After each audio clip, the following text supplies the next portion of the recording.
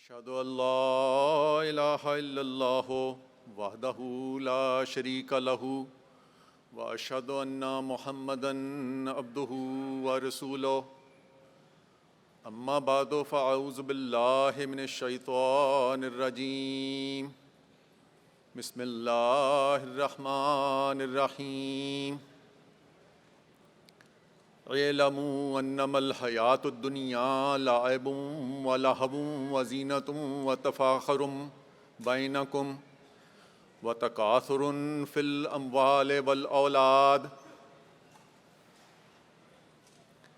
It is World War II. Soldiers were fighting. They were facing the food shortages.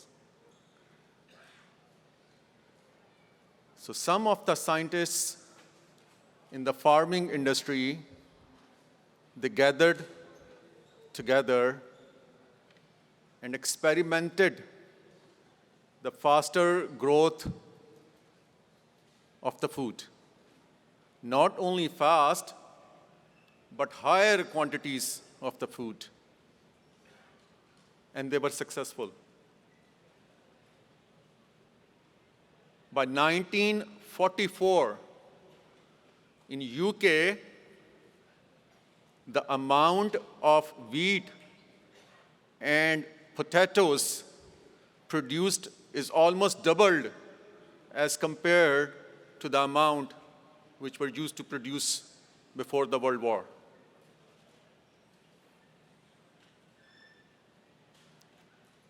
Moving forward, there is a research which is just published a few years ago in Scientific American on December 5th, 2014,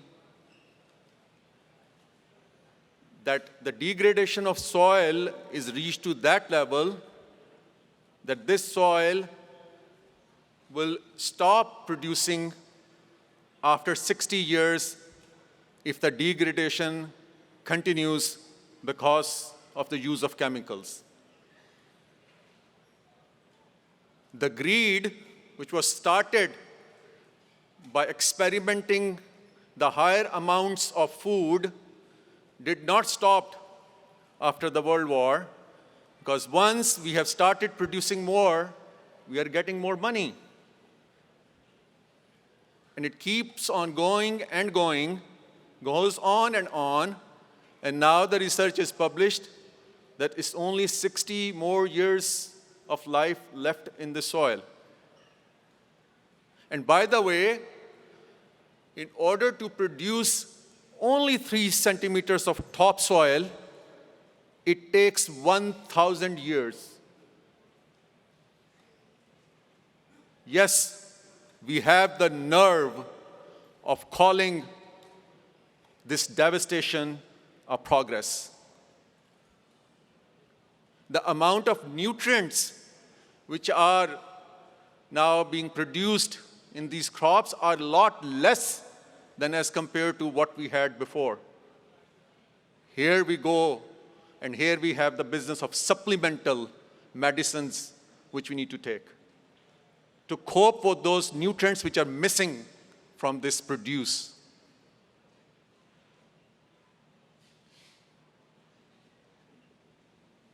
This greed did not stop only with the soil. We have tinkered with the meat, with the antibiotics used to produce and to grow the meat and the cows and the chickens faster.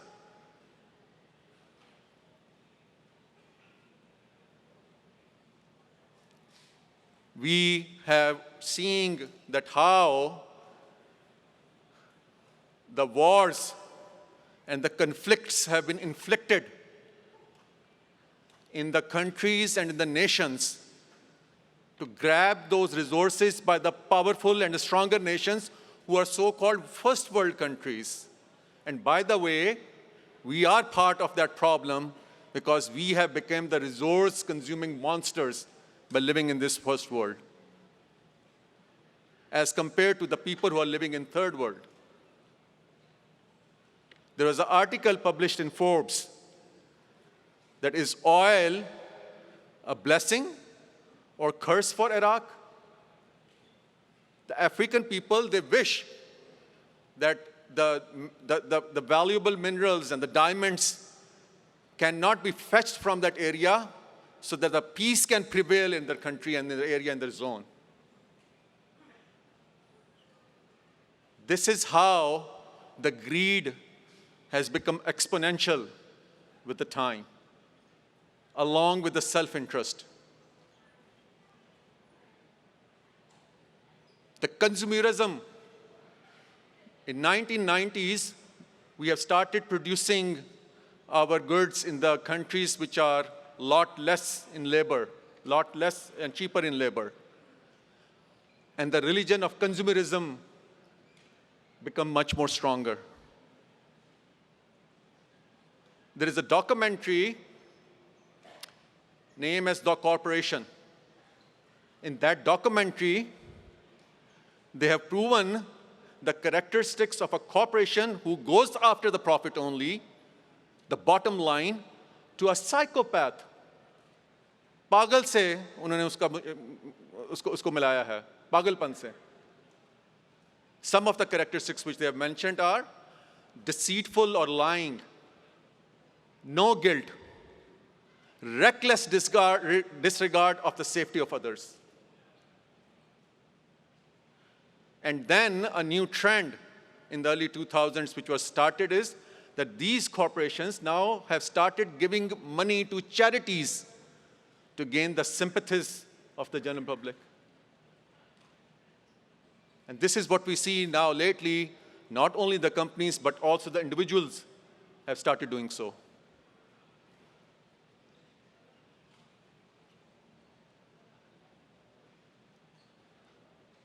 Jimmy Carter, who was a US president from 1977 to 1988, he stated in one of the address to the nation that it is clear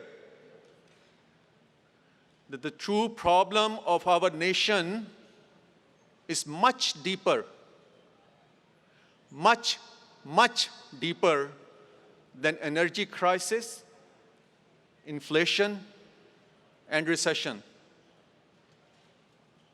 In a nation which is proud of hard work, close-knit families and communities, many of us now tend to worship self-indulgence and consumption. Human identity is no longer identified by what one does, but by what one owns.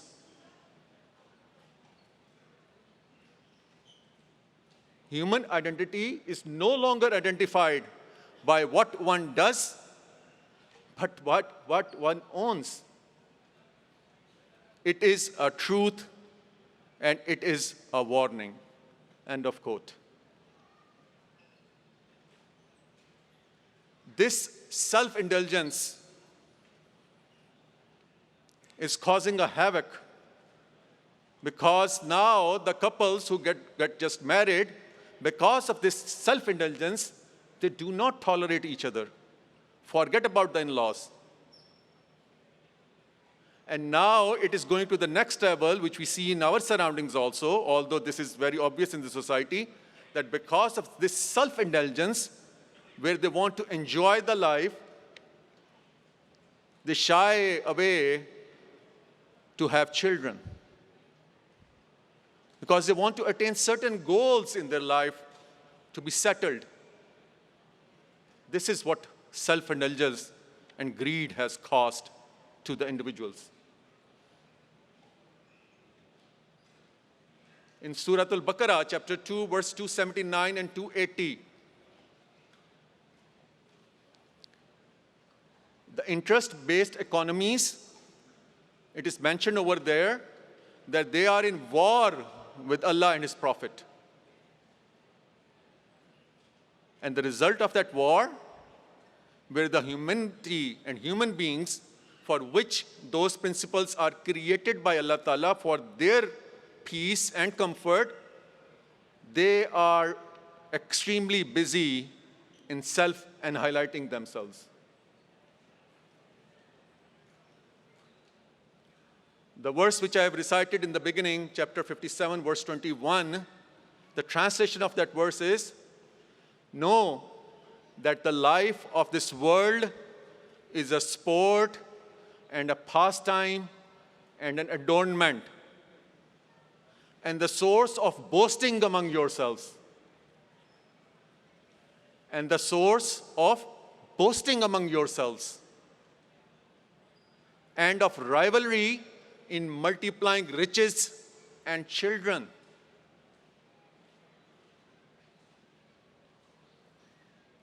This is what we witness day in and day out around us. The impact of us, we feel it firsthand.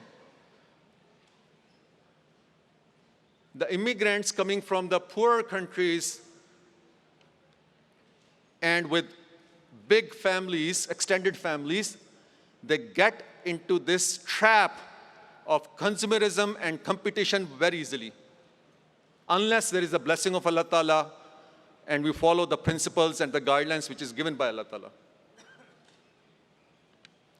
One earner,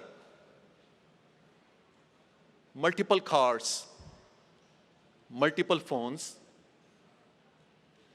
big house, multiple functions of weddings.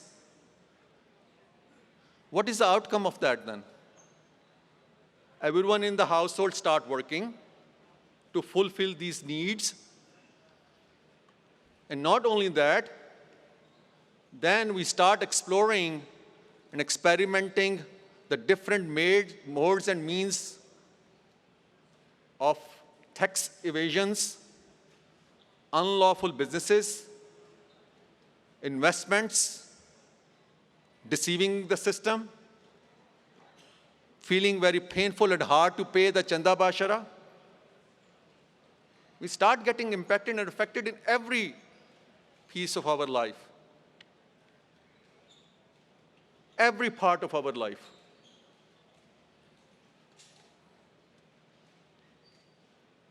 New immigrants come, they fall into the trap of somehow, some way, they have to buy the house sooner rather than later, despite of whether they can afford it or it's a much bigger overcommitment. But who we have to blame? Do we have to blame the real estate person who enticed them and excited them? Do we have to blame the relatives who put the peer pressure on them? Do we have to blame the mortgage agent or the bankers who magically arranges the mortgages for them?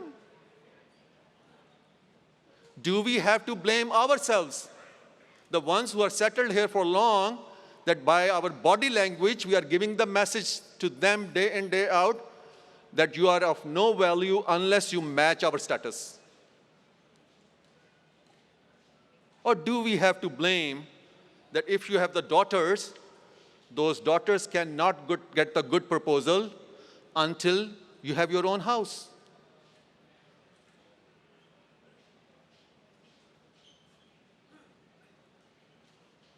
The trap of buying multiple properties on the name of investment,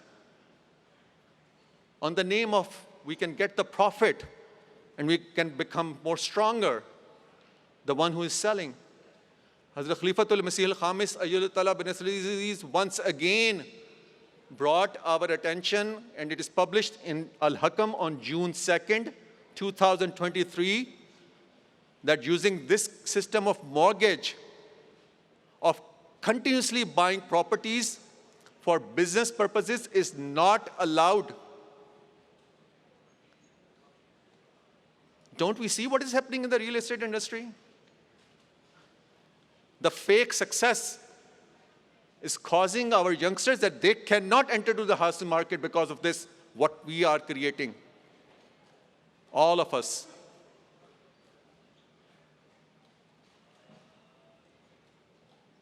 The fake air in the bubble.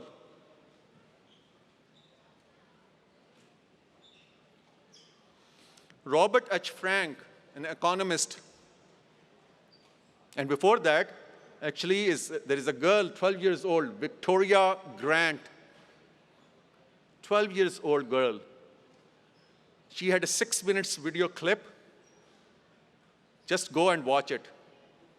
How she explained this compound interest about 10 years ago in the name of Victoria Grant and personal banking, that how we are getting robbed day in, day out by this system of banking. And Robert H. Frank, who is an economist, he wrote the book Darwin Economy in 2011,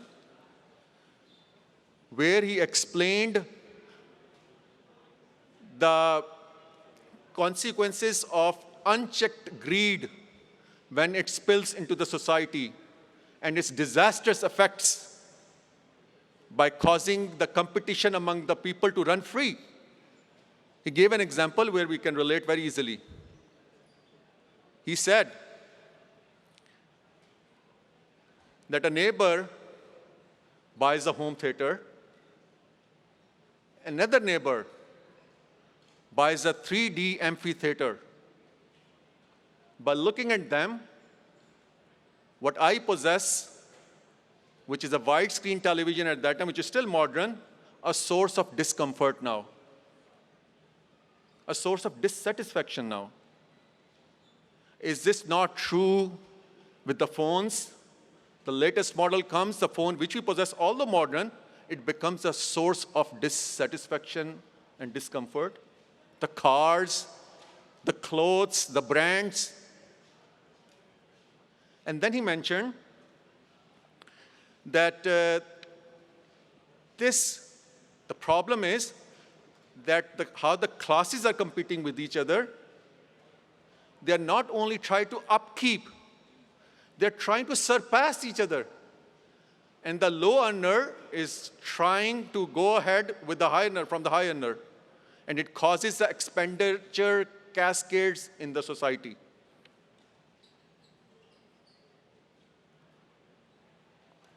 Expenditure cascades in the society, which results into either bankruptcies or divorces and many other impacts because of the financial stresses.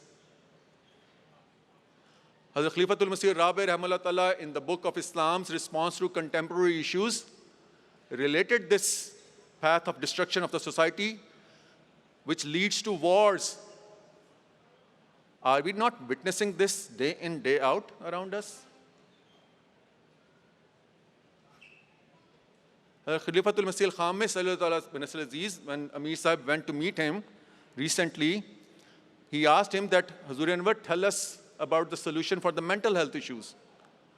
And Hazur Anwar guided Amir Sāhib that these mental health issues are because of the unfulfilled worldly desires.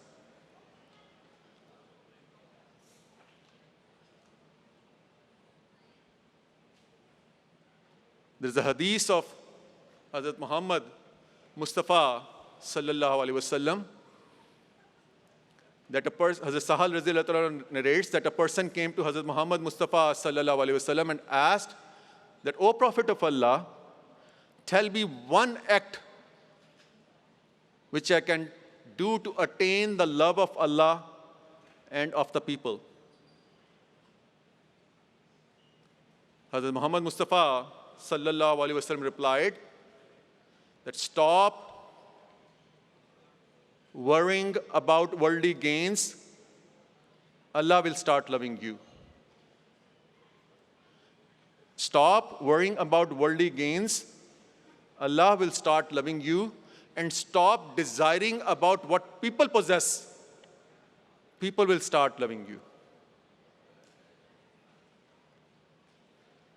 What a captivating way of ensuring the peace in the individuals, the families, and the society, and the countries and the world.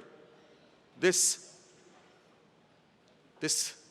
words of Hazrat Muhammad Mustafa sallallahu alaihi wasallam.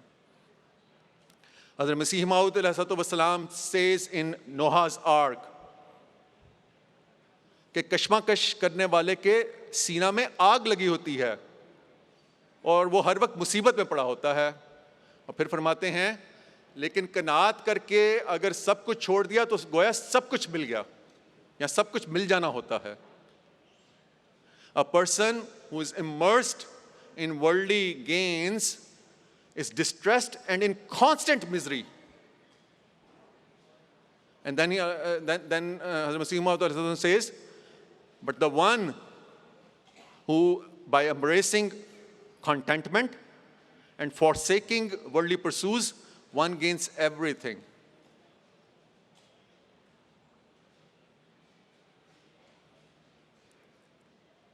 If you look around us, I'll just give you another example how this world around us, the people, they are learning from their experiences and they are adopting the path of Islam because it is a path of comfort. There's another documentary, Minimalism. Please watch this documentary. There are two corporate executives, Joshua and Ray, who are very successful in their corporate ladder and they're progressing very well. They stopped working and they adopted the lifestyle of minimalism. And they have started visiting in 2011 different parts of the United States to convince the people to join this path of minimalism.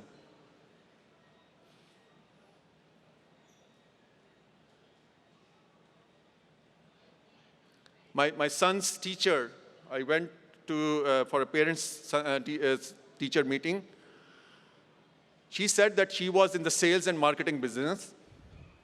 She was doing wonderful and she was going, in the corporate executive and she was going and destined to the path of becoming the CEO of the company or something like that. One day, she received a call when she was on the job that her son, who is in daycare, is sick. And also her father-in-law was sick. She decided in a pulse of the moment, and then she called her husband that I want to quit this job. Her husband got astonished. And he said, okay, by all means, it's your decision. You can go and quit your job. And then she said that I quit the job so I can pay attention to my son and my father-in-law. And then after that, I studied again so that I can become teacher, so I can be available to my children when they come back home. And not only that, I can be available to them during their vacations also. आ रहा है इस तरफ एहरारे Europe का मिजाज, नब्ज फिर चलने लगी मुर्दों की नागा जिंदाबाद.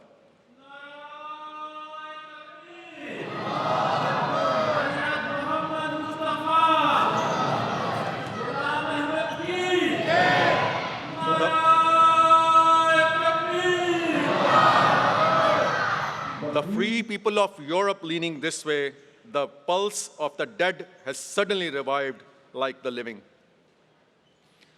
The new earth and the new heaven is being created under Hazrat Muhammad Mustafa sallallahu alaihi wasallam, Hazrat Masih Maud alayhi wasallam, and the Khulafa. The zakat system is there where it do not allow the money to be stagnant with some of the individuals, where Bernie Sanders keep on tweeting that how the money is stuck with some individuals in the world. The system of wasiyat, Nizam-e-No, and the system of wasiyat by Hazrat Muslim Maud, a speech where he explained that how this wasiyat system is going to fulfill the needs of every needy in the world. Our mothers and sons who are giving their children to be a life devotees, and our sons who are becoming life devotees, and our daughters who are marrying with these life devotees. Mujib Ejaz Sāhib, who is owner of One Energy in the United States of America, when he started his business just recently, 3-4 years ago, in the beginning of the COVID, he went to Hazur and he asked for the guidance, and Hazur Anwar told him One Energy is the batteries, which they are trying to create new energy batteries for the electric vehicles. Huzur told him, work on technology for masses, not for corporate greed. And then who can forget about Awan Tahir, where Huzur Anwar guided us to return the $2 million which came from the government. We are not dependent on any government. Do we find any examples like this around us? We need to learn from these examples and adopt these examples. In the end, I'm going to present a quote of Hazrat Khalifatul Masih Rabi Rahimahullah Ta'ala in Islam's response to contemporary issues. Hazur says that what atheism ultimately achieves is not just the death of one God, but it suddenly brings to life a myriad of gods. Every conscious being that exists suddenly acquires the role of a god onto himself or itself. Ego, selfishness, and total commitment to serve one's own ends grow stronger and all-powerful. Then he says, there is no logic left in being beneficial to others without an ulterior motive. There is no external reference point left in the form of a beneficent God, who is the only binding and meeting point of all forms of creation. And then he says, all human efforts to create peace from selfish ulterior motives are bound to fail and come to nothing. If there is no God, there is no peace. That is the ultimate wisdom. Wa akhiru da'wana alhamdulillahi rabbil alamin.